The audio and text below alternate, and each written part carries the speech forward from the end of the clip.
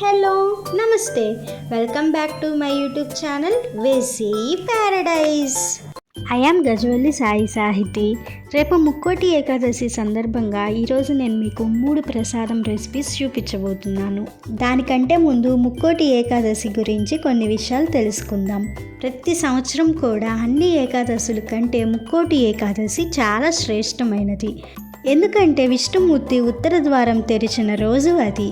దాని కారణంగా దీన్ని వైకుంఠ ఏకాదశి అని కూడా పిలుస్తారు. చెప్పాలంటే ఈ ఏకాదశి రోజున విష్ణుమూర్తి పంచామృతం ప్రసాదంగా కోరుకుంటారు. అలానే తులసి దళాలతో అలంకరణ కోరుకుంటారు. విష్ణుమూర్తికి ఎంతో ఇష్టమైన పదార్థాలు శనగపప్పు, తేనె, ఎండు ద్రాక్ష, అరటి పండ్లు. కానీ అందరూ కూడా బియ్యం, పెసరపప్పు, పాలతో చేసే ఏ పదార్థము అయినా విష్ణుమూర్తికి ఇష్టమని భావిస్తారు. దీని కారణంగా ఒక్కొక్క ప్లేస్లో ఒక్కొక్క ప్రసాదం చేస్తూ ఉంటారు. నేను ఇప్పుడు వాటిల్లో 3 ప్రసాదములు చూపించబోతున్నాను. ఫస్ట్ ప్రసాదం అందరూ ఇంట్లో చేసుకునే బెల్లం పాయసం, పొంగల్ ఎలా చేసుకోవాలో చూద్దాం రండి. ముందుగా 3/4 కప్పు బియ్యము, 1/4 కప్పు పెసరపప్పును నానబెట్టుకోవాలి. మీకు వీలుంటే ముడి బియ్యం యూజ్ చేయండి, టేస్ట్ చాలా బాగుంటుంది. తర్వాత ఒక గిన్నెను తీసుకొని అందులో 6 కప్స్ పాలను పోసుకోవాలి. మీకు వీలుంటే ఇత్తడి గిన్నెను యూజ్ చేయండి, టేస్ట్ చాలా ఎమ్మీగా వస్తుంది ఇత్తడి గిన్నెలో చేసుకుంటే. గిన్నెలో పాలను పోసుకున్న తర్వాత మాత్రమే స్టవ్ మీద పెట్టుకోవాలి. స్టవ్ మీద పెట్టుకున్న తర్వాత దానిపై ఒక మూత పెట్టి మీడియం టు హై ఫ్లేమ్ మీద పొంగొచ్చే వరకు వెయిట్ చేయాలి. ఇలా పొంగొచ్చిన తర్వాత మంటని లో ఫ్లేమ్లోకి అడ్జస్ట్ చేసుకొని మూత తీసి ముందుగా నానబెట్టుకున్న బియ్యము, పెసరపప్పుని యాడ్ చేసుకోవాలి.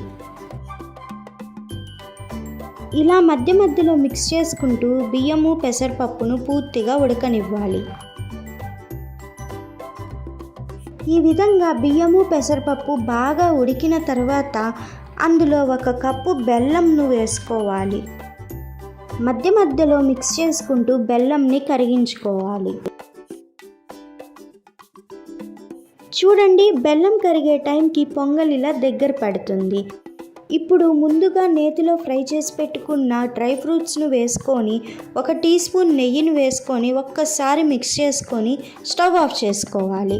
స్టవ్ ఆఫ్ చేసుకున్న తర్వాత మాత్రమే 1 టీ స్పూన్ యాలకుల పొడిని వేసుకొని ఒక్కసారి మిక్స్ చేసుకుంటే ఎంతో టేస్టీగా అమృతంలాగా ఉండే బెల్లం పొంగలి రెడీ. దీనిని ఇష్టపడని వారంటూ ఎవ్వరూ ఉండరు. ఒక్కసారి ట్రై చేయండి. ఇప్పుడు సెకండ్ ప్రసాదం తిరుమల తిరుపతిలో చేసే కట్టె పొంగల్ ఎలా చేసుకోవాలో చూద్దాం రండి. ముందుగా 1 కప్పు బియ్యం, 1/2 కప్పు పెసరపప్పు తీసుకొని బాగా వాష్ చేసుకొని అరగంట సేపు నానబెట్టుకోవాలి. నానిన బియ్యం, పెసరపప్పుని ఒక ప్రెషర్ కుక్కర్లో నీళ్లు లేకుండా వేసుకొని అందులో 3 కప్స్ వాటర్ పోసుకోవాలి. తర్వాత టేస్ట్కి సరిపడా కల్లుప్పును వేసుకొని బాగా మిక్స్ చేసుకొని మూత పెట్టుకొని 3 విజిల్స్ వచ్చే వరకు వెయిట్ చేయాలి. 3 విజిల్స్ వచ్చిన తర్వాత మూత తీసి చూస్తే అన్నం బాగా పొడి పొడిలాడుతూ ఉంటుంది. అందులో 1 టీ స్పూన్ నెయ్యి వేసుకొని బాగా మిక్స్ చేసుకోవాలి.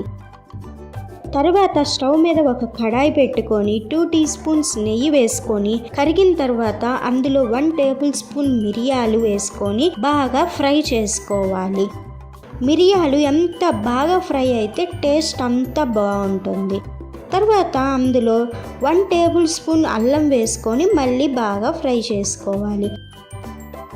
అది కూడా ఫ్రై అయిన తర్వాత అందులో 1 టేబుల్ స్పూన్ జీలకర్ర వేసుకొని కొంచెం ఫ్రై అయిన తర్వాత మీకు కావాల్సినన్ని జీడిపప్పును వేసుకొని గోల్డెన్ బ్రౌన్ కలర్ వచ్చే వరకు ఫ్రై చేసుకోవాలి.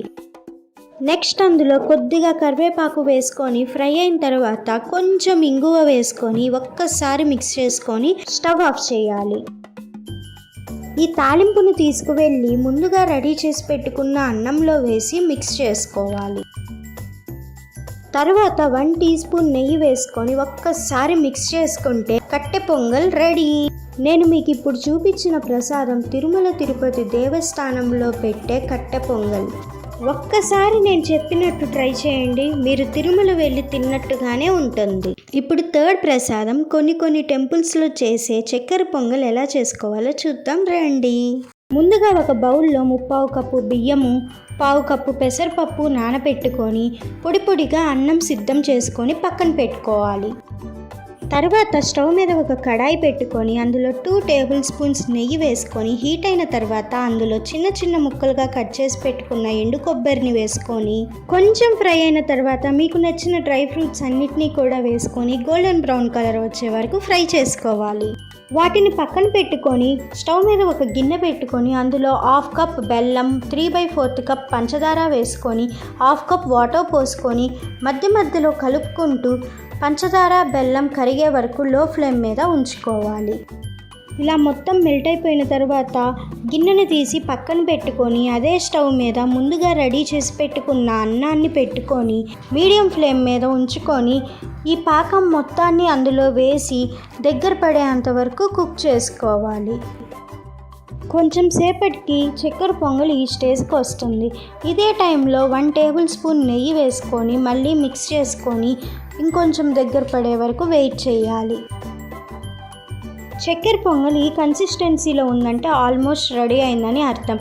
ఈ టైంలో ఫ్రై చేసి పెట్టుకున్న డ్రై ఫ్రూట్స్ని వేసుకొని 1 టీ స్పూన్ యాలకుల పొడిని వేసుకొని ఒక్కసారి మిక్స్ చేసుకొని అందులో చిటికెడు పచ్చకర్పూరం వేసుకొని 1 టేబుల్ స్పూన్ నెయ్యి వేసుకొని మరొక్కసారి కలుపుకొని స్టవ్ ఆఫ్ చేసుకొని సర్వ్ చేసుకుంటే ఎంతో టేస్టీగా ఉండే చక్కెర పొంగల్ రెడీ. నేను చెప్పిన కొలతలతో ఒక్కసారి చక్కెర పొంగల్ని ట్రై చేసి చూడండి. చల్లారిన తర్వాత పొడిలాడుతూ వస్తుంది.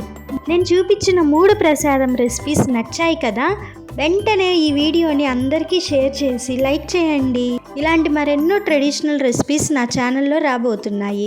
అవన్నీ మిస్ అవ్వకుండా చూడాలనుకుంటే వెంటనే subscribe to my YouTube channel Veggie Paradise. Stay tuned for more interesting recipes. Please do watch, like, share, comment and subscribe to my YouTube channel. Thank you for watching. Bye.